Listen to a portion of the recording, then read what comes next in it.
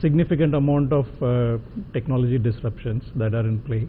And as I always maintained, I think this uncertainty and disruption is what we've always looked at as a big opportunity. Right. And while the non-discretionary spend, customers are optimizing through automation and other means, they are really seriously investing into change the business, especially using disruptive technologies. And that's where our real strategy of Mode 1, 2, 3, which is very focused on optimizing the traditional spends and allowing the customers to invest. And we have very strong propositions in digital, IoT works, and cloud and security. So those services continue to do well. So I think the balanced portfolio and our strategy around products and platforms, the Mode 1, 2, 3, all of that is helping us buck the trend. That's what I would say. And we're happy to report a very good quarter from our perspective. No, it's a great quarter from anybody's perspective. The question is, I was looking at your FY17 outlook as well, and of course, you don't get into specific numbers, I know, but you've spoken about how you will be mid-range of the guided range. Now, are you being a bit conservative here? Because what you've done in the first 3 quarters leaves very little room in terms of the ask rate for quarter 4. Sure. I think that's one reason why we've been very specific. While our guided range was 12 to 14% in fiscal 17, with just one more quarter to go, we believe we'll be in the middle of the range. And more importantly, this quarter our EBIT was 20.4%, which is 30 basis points higher than last quarter. Enabled by our automation and our differentiated service mix.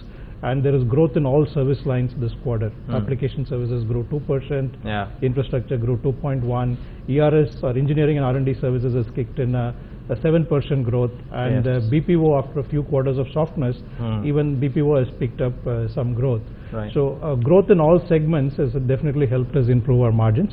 And the whole practical impact of Dry Ice, which is our autonomics platform, it's now across all service lines. From infrastructure, it's now applied in application services, BPO, robotic process automation. All of that is also resulting in some early wins, even in the application space, which is helping us improve our margins, and that's the reason we are at 20.4 this quarter. Yeah, and it's not a bad performance. You know, I want to talk so much about US and engineering, but Rahul, let me just bring you in firstly as well, and congratulations to you on a great set as well.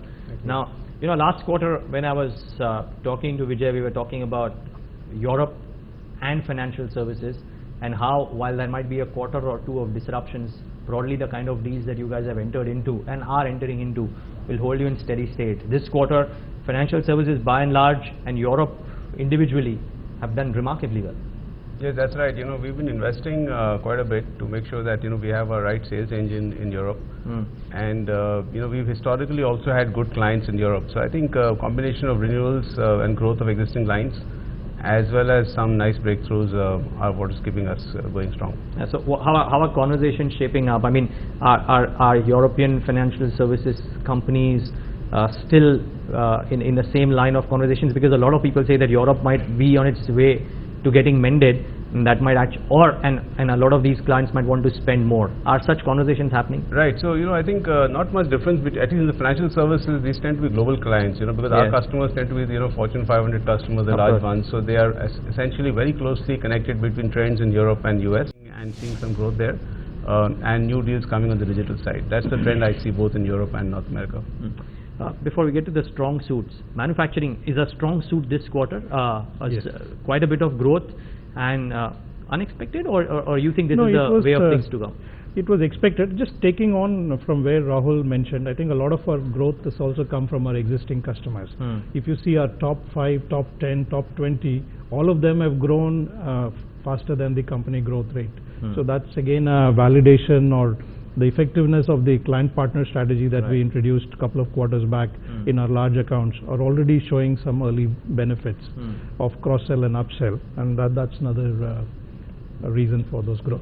Okay, which is heartening to know, and which is also true in manufacturing. Right. Okay. So you kind of expected this as well. You think this could last well into the few quarters? Not the same percentile, maybe. Yeah. I mean, generally across the board, we do see a good momentum. So I think that will reflect in decent growth. Okay, just one small clarity before we move on to other basics, and that's on your FY17 guidance, and you mentioned that depending on the date of consummation of the geometric deal, it could add 0.6 to 1%. Can you just clarify on that? Yeah.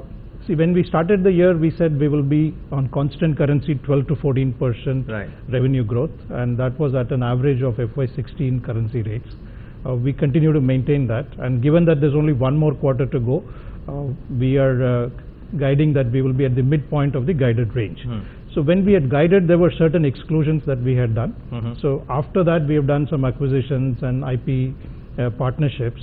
So the acquisitions and the IP partnerships that has happened after September 2016 will result in a 0.4% to 1% additional growth, depending on when the geometric acquisition consummates. Okay. Now, I want both of you to come in on, of course, what's the biggest talking point and right now, and that is what US could do to Indian exporters by and large and IT services as well. Now, you know, you look at the broad stance, you look at the inaugural speech, everything, and you know, people think that there will be a spot of bother. Yeah, I think there has been a lot of conversations and a lot of analysis and a lot of talk. I would really see how these some of these conversations truly get implemented, especially on H1B. There is a bill which is going to increase the salary limits and things like that. Of course, we'll have to wait and watch, and we will react to it as and when we see the specifics of something which is really getting implemented. But from HCL's perspective, we've always had a very visa independent type of business model. Our dependence on visas were less, and about 6-7 years back we started expanding on our global delivery footprint.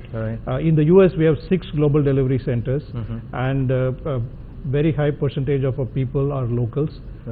Close to 55 to 60% of our people in the US are locals, and our dependence on visa is less.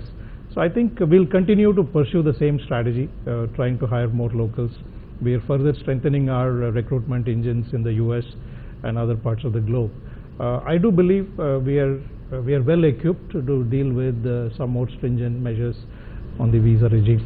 I would say that. Operationally, Rahul, this is arguably the third quarter, if I'm not wrong, of margin beat from HCL's side. Now, is this the optimum? I know your guidance points towards the mid-range, but what I'm trying to just figure out is, are these the areas at which you will probably stick by, or is there scope for there being any kind of either a downtick or in the most optimistic case, an upside as well going into FY18? No, I think there will be steady margins at this point of time. That's the way we're looking at it.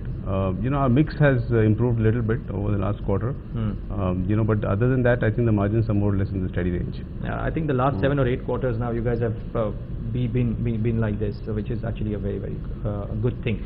Now, you know, a few people wanted some clarifications from you, CVK, and I'm just going to ask a couple of questions.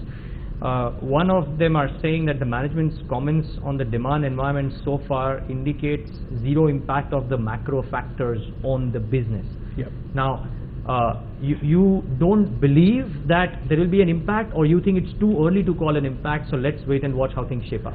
Yeah, I think I have a fundamentally different approach. Instead of trying to look at macro and cyclical factors and try and convert them into how it impacts your business, I think the most practical way of doing it is really looking at your client spend.